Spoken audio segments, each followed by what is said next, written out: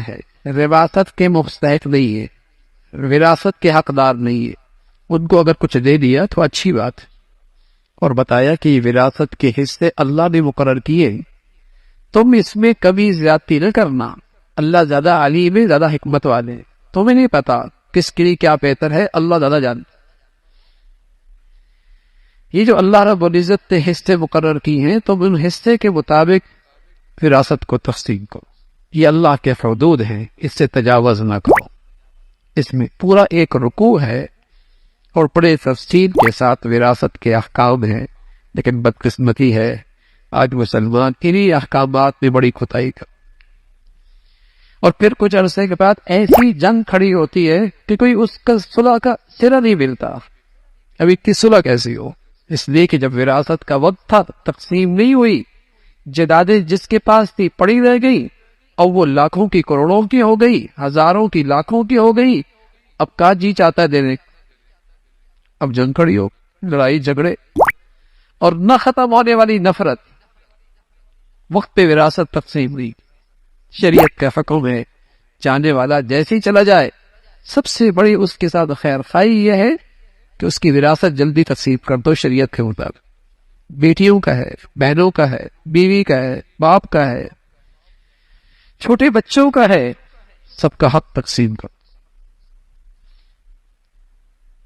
اور پھر ساتھ اللہ رب العزت نے بار بار فرمایا کہ دیکھو اللہ علیم اور حکیم ذات ہے، یہ حصے اس کے مقرر کردہ ہے، یہ اس کے مقرر کردہ۔ آگے شہوت کو غیر فطرتی انداز میں پورا کرنا، غیر فطرتی انداز، ناجائز حرام طریقے سے، اس کی مذمت فرمائی ہے، اور فرمایا کوئی بھی جہالت اور نادانی میں گناہ کرے گا، توبہ کرے گا، اللہ رحم فرما دیں گے، لیکن توبہ شرط ہے،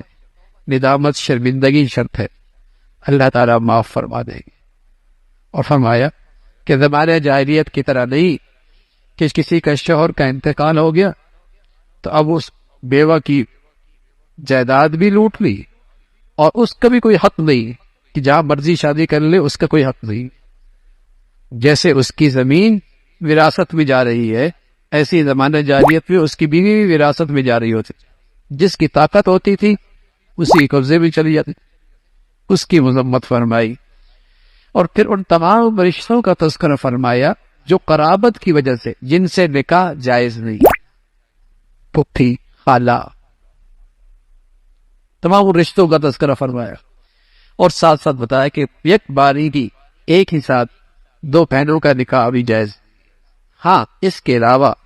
جن عورتوں سے نکاح کرنا چاہتے ہو، نکاح کا مقصد بہت شہوت پورا کرنا نہ ہو، پاک دامن رہنا مقصود ہے، عفت اور پاک دامنی مقصود ہے۔ اور جس سے بھی نکاح کرو اس کا مہر دو،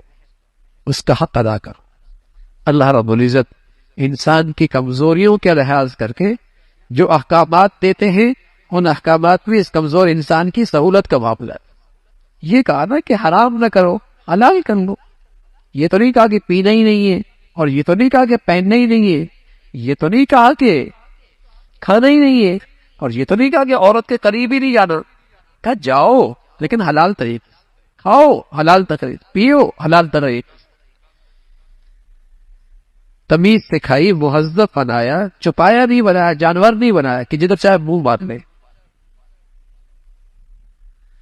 تو اللہ نے انسان کی ان کمزوریوں کا خیال رکھے، اس کی سہولت کے لیے احکامات دیے، اور پھر تلقین